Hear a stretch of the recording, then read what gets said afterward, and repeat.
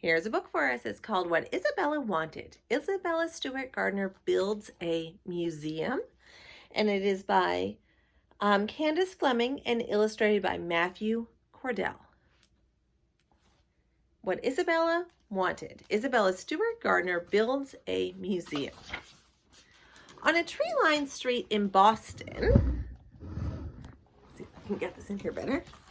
In a tree-lined street in Boston, in an old mansion, at the top of the stairs, in a second-floor room, empty frames hang, waiting. What Isabella wanted. I see some frames that have things in them too. It all began with Isabella. Brash, extravagant Isabella. She wore baseball gear to the symphony and greeted her guests perched in a potted palm tree, and strolled zoo lions up Beacon Street and outraged all society exactly as Isabella wanted. She sailed away one summer's day from tight-lipped, corset-pinched, oh-so-gray Boston to Paris, Milan, Venice, and Moscow. There's a little map over there in the corner that shows the places she sailed off to. Seeking adventure and finding it in art, in galleries and gardens and great estates, on every wall, in every space, heart-soaring, mind-seizing, world-shifting art. Truth and beauty otherworldly.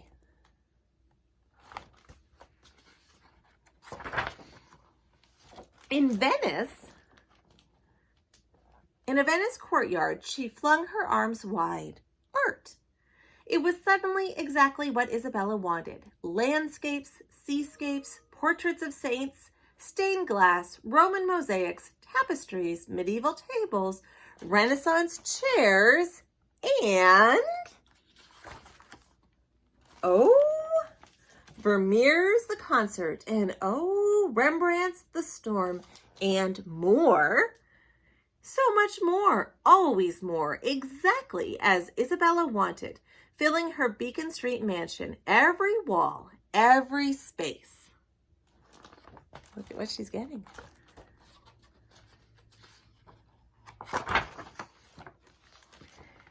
Outside, Boston's gray rain puddled the snow.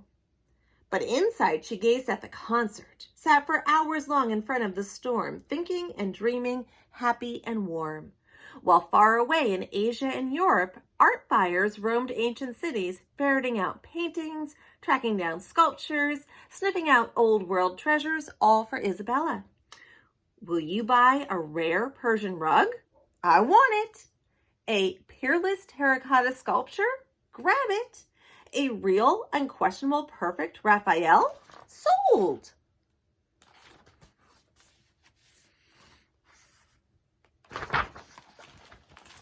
Her agents did as they were told, then shipped the objects to Boston, hiding them, disguising them, smuggling them out of Italy, Egypt, Japan, breaking the law, but doing exactly as Isabella wanted. Her ambitions grew with her collection. Now she imagined a museum in a home filled with her paintings, her statues, her objects of art. A home in a museum filled with her scrapbooks, her letters, her travel souvenirs, all precious items displayed side by side for people to come and enjoy. It's my pleasure, declared Isabella. Her vision, her will. Every decision, choosing the land, drawing up plans, hiring the workers, was hers. And every day at the worksite, she clambered up ladders, scurried across scaffolding, hacked at beams, plastered walls, supervised, complained, and gave orders to do and redo, set and reset, brick and re-brick, build and rebuild an Italian palazzo that rose up on that empty swampland, the fens, with courtyard and cloisters and intimate rooms, exactly as Isabella wanted.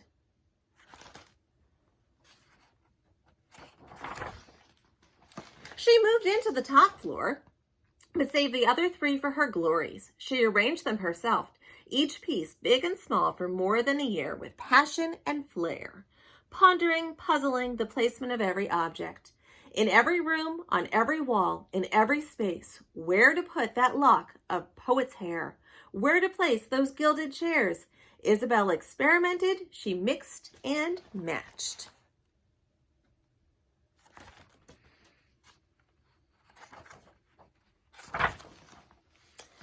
And in a second floor room, she slipped the concert into a carved wooden frame near the window. She placed the storm in a gilded frame on the wall. At last, she flung her arms wide. Every last detail was, I would guess what it's going to say, exactly as Isabella wanted. I bet you knew it was coming too. New Year's Day, 1903, the grand opening. Visitors circled around her courtyard and through her second and third floor rooms, feasting on champagne, donuts, and art. So much art. On every wall, in every space, visitors lingering, returning, wandering around and among her objects in awe. Isabella followed after them, shouting, "Don't touch! Don't touch!" Didn't they know that everything was carefully arranged exactly as Isabella wanted? 20 days a year for more than 20 years, Isabella opened the doors of her museum home to everyone, from art lovers to streetcar conductors. And when the doors closed, she added more art. She filled every room. She arranged and rearranged her work in progress, an extension of herself, a gift she left at the end of her long life to the people of Boston, to keep forever, just as long as nothing was moved. Not a cup, not a cross, not a painting, not a thing. And that is how her museum home stayed for decades, untouched, unchanged, exactly as Isabella wanted. Until, under cover of darkness, 2 thieves in disguise broke into Isabella's museum home. Art everywhere. They grabbed and snatched, and on the second floor, they cut away the concert. They cut away the storm. Then thieves and treasures disappeared into the night. Where did they go? No one knows.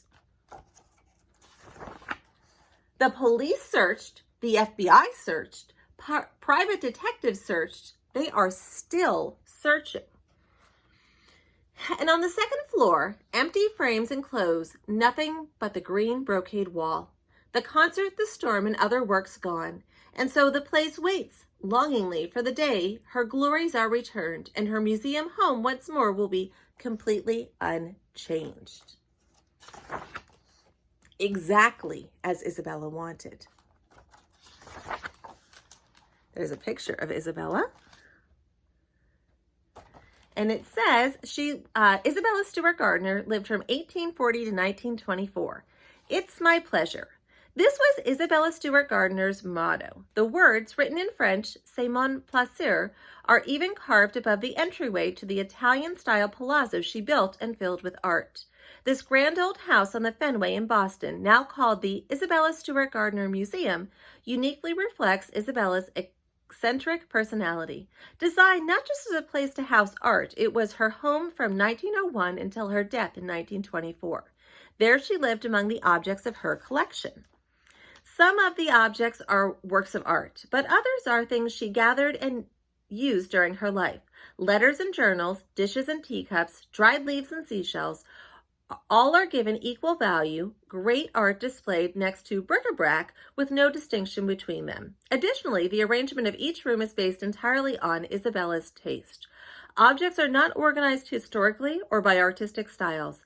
They are definitely not meant to educate. Rather, they are all about Isabella and her connections to and feelings toward the art. She wanted visiting her collection to evoke pleasure, to affect those who saw it the way she was affected. She believed that art is an important part of what makes life worthwhile, and that art and everyday life are inseparable.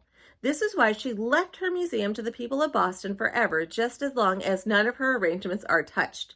She wanted her sense of our relationship with art to be the only focus. There she is. And Isabella Stewart Gardner always got what she wanted. The wife of a Boston millionaire, she enjoyed being flamboyant and flung herself into anything that smacked of adventure. She raced cars, gambled on horses at the track, and once staged a boxing match in her drawing room. While the men fought, Isabella danced. Her behavior shocked Boston's stuffy society, and Isabella enjoyed this too. She loved breaking the rules. It was on a trip to Europe in 1867 that Isabella was bitten with what she called the picture habit. She decided to spend all her money on art. Her first major purchase was Vermeer's The Concert, which she bought in 1891 after seeing it in a Paris auction house. Most of her art, however, was purchased with the help of art advisors who lived in Europe and Asia. They recommended hundreds of masterpieces in her museum, including The Storm, Rembrandt's Christ in the Storm on the Sea. Isabella often bought those masterpieces sight unseen. Isabella definitely broke the rules in her zeal for art. She collected in a time when rich Americans were literally taking apart crumbling villas purchased from owners no longer able to afford them and shipping them home. They were buying up masterpieces from churches and temples. Authorities across Europe and Asia began cracking down on this wholesale looting of their country's treasures. To get around these laws, Isabella urged her art buyers to create fake bills of sale or smuggle objects out in false bottom trucks. Isabella saw this as saving the art. Nowadays, we would call it cultural raiding, and we would call Isabella a thief. Isabella began building her palazzo in 1899, taking 2.5 years to complete it. It took her another year to install her collection. The place she called Fenway Court, it was renamed the Isabella Stewart Gardner Museum after her death, was open to the public just 20 days a year. On those days, everyone who could afford the $1 admittance fee was welcome. But almost immediately after its grand opening in 1903, some of her small treasures began disappearing. Isabella had no choice but to hire guards. Isabella herself walked around the gallery shouting at visitors, "Don't touch," over and over again. Surprisingly, the collection remained mostly intact until the early morning hours of March 18, 1990. There's that other painting before I turn the page. When two thieves disguised as policemen made off with an estimated $500 million in art from Isabella's collection, 13 works altogether. None of it has been recovered, and the theft remains one of America's most enduring crime mysteries. The empty frames still hang in the museum, which is offering a $10 million reward for information leading to the stolen work's return. Want to visit Isabella's museum? You can, either in person or by going to www.gardnermuseum.org. Once there, you can meander through her collection, room to room and floor to floor, from her always blooming indoor courtyard with its ancient Roman sculpture garden to her church-like third-floor Gothic room, where a life-size portrait of Isabella herself gazes out from a dark corner. Be sure to stop in the second-floor Dutch room and pause before those sad, empty frames, and peek into the Titian room, where Isabella displayed a piece of her own white silk designer gown just below a world-renowned masterpiece. Yes, it is all a glorious jumble, a mishmash of art and architecture. It's strange and disorienting, contradictory and repetitious, and exactly what Isabella wanted. And there are some books, if you were interested in more information, to find out more about this. What Isabella wanted.